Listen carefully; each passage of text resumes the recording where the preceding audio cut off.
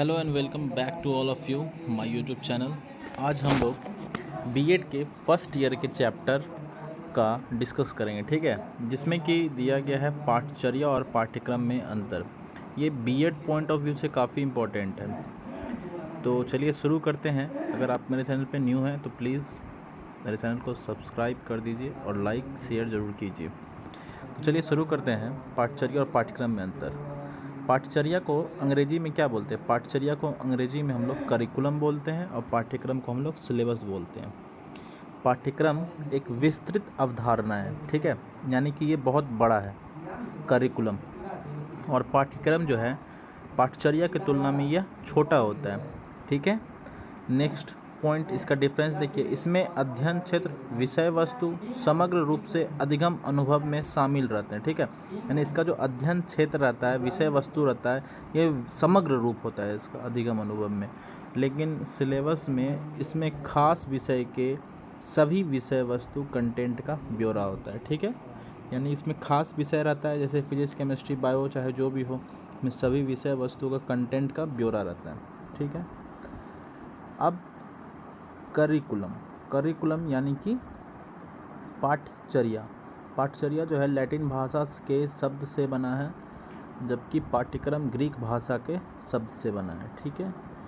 Next point, पाठचर्या जो है इसमें यह कोई कोर्स का यानी पाठ्य क्षेत्र से संदर्भित होता है, जैसे माध्यमिक बीएड हो गया। उसके बाद यह कोई कोर्स यानी पाठ्य क्षेत्र से संदर्भित होता है, ठीक है।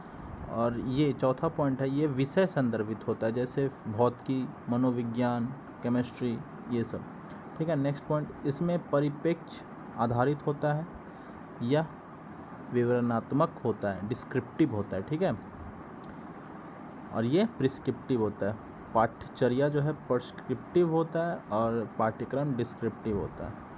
नेक्स्ट पॉइंट है, इसमें समय निर्धारित नहीं होता है। पाठचर्या में समय निर्धारित नहीं होता है, परंतु इतना ज़रूर होता है कि छोटे अवधि के लिए ये नहीं बनता है पाठचर्या। और पाठ्यक्रम समय निर्धारित होता है, यानी 6 माह, वार्षिक या 2 वर्षीय, इस तरीके से सिलेबस को कंप्लीट किया जाता है एक निश्चित समय में, ठीक है। नेक्स्ट पॉइंट है, यह परीक्षा, जांच, आकलन, मूल्यांकन हेतु सुझाव प्रस्तुत करता है। कौन? करिकुलम। लेकिन सिलेबस यह जांच, मूल्यांकन, आकलन की व्यवस्था से निर्मित होता है, यानी कि यह इसी व्यवस्था से यह निर्मित होता है सिलेबस, ठीक है। इसको इसीलिए बनाया जाता है। और देखिए, करिकुलम यह केंद्रित होता है राज्य, देश, स्कूल या क्षेत्रीय स्तर पर, और यह सिलेबस जो है शिक्षक से दूसरे शिक्षक एवं विद्यार्थी समूह से दूसरे समूह के लिए बदलते रहता है। जैसे पाठचर्या एक जैसा पर 2 बोर्ड विश्वविद्यालय पाठ्यक्रम में अंतर, ठीक है। नेक्स्ट पॉइंट, आप इस सबको पाउज करके आप लोग लिख भी सकते हैं, ठीक है।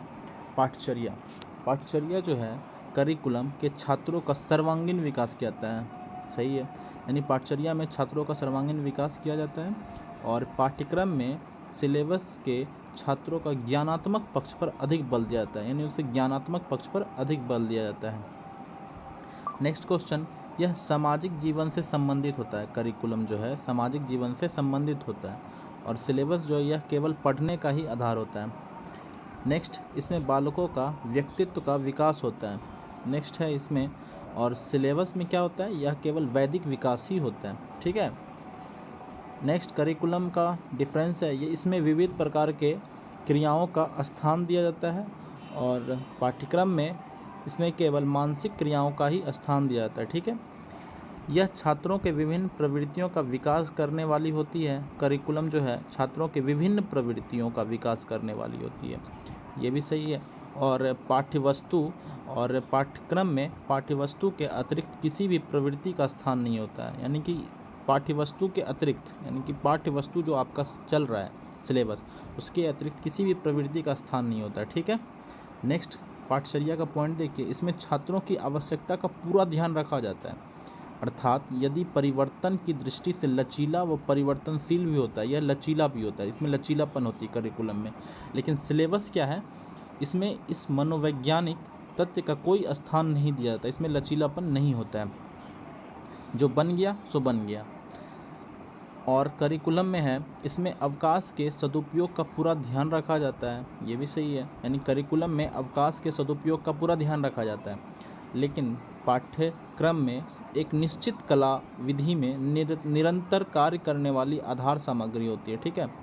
एक निश्चित कला विधि में निरंतर कार्य करने वाली आधार सामग्री होती है। नेक्स्ट पॉइंट है इसमें करिकुलम में इसमें बालक की योग्यता एवं आकांक्षा को पूरा स्थान दिया जाता है, यानी बालक की जो योग्यता होती है एवं आकांक्षा होती है उसको पूरा ध्यान दिया जाता है। और पाठ्यक्रम में इसमें इस मनोवैज्ञानिक तथ्य का भी कम स्थान है, ठीक है।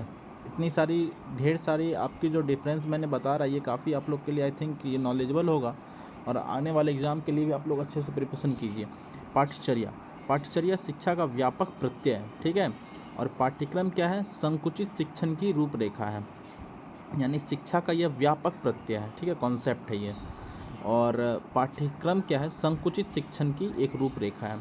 पाठ्यचर्या का विकास सामाजिक आवश्यकताओं, मानवीय गुणों तथा सामाजिक दर्शन पर आधारित होता है, ठीक है। यानी पाठ्यचर्या जो है ब्रॉड है, और पाठ्यक्रम और सिलेबस में देखिए पाठ्यक्रम का प्रारूप छात्रों के स्तर, रुचियों, छात्रों के स्तर और विकास क्रम पर आधारित होता है, ठीक है। पाठ्यक्रम को पाठ्यचर्या तथा पूर्व ज्ञान को महत्व दिया जाता है, ठीक है। नेक्स्ट पॉइंट पे चलते हैं। पाठ्यचर्या में छात्रों के शारीरिक, मानसिक, सामाजिक तथा भावात्मक गुणों का विकास का महत्व दिया जाता है, ये भी सही है। पाठ्यक्रम में प्रकरण संबंधी कौशल एवं रुचियों को महत्व दिया जाता है, यह पाठ्यचर्या के विकास में सहायक होता है, यानी कि ये जो है करिकुलम के विकास में सहायक होता है, कौन, सिलेबस। अब इनसे संबंधित विषयों की पाठ्यचर्या देखते हैं। हमारे समझ से निम्नलिखित होना चाहिए पाठ्यचर्या। हम लोगों की समझ से कैसी होनी चाहिए पाठ्यचर्या, क्रिया केंद्रित होनी चाहिए पाठ्यचर्या, अनुभव जनित पाठ्यचर्या होनी चाहिए, फिर बाल केंद्रित पाठ्यचर्या होना चाहिए, फिर जीवन के लिए उपयोगी पाठ्यचर्या होना चाहिए, फिर पाठ्यचर्या में क्या होना चाहिए, तकनीकी का प्रयोग होना चाहिए, और क्या होना चाहिए, आर्ट एंड क्राफ्ट यानी शिल्प आधारित पाठ्यचर्या होनी चाहिए, फिर पर्यावरणीय शिक्षा होनी चाहिए, यानी कि पर्यावरण की भी शिक्षा होनी चाहिए पाठ्यचर्या में, ठीक है।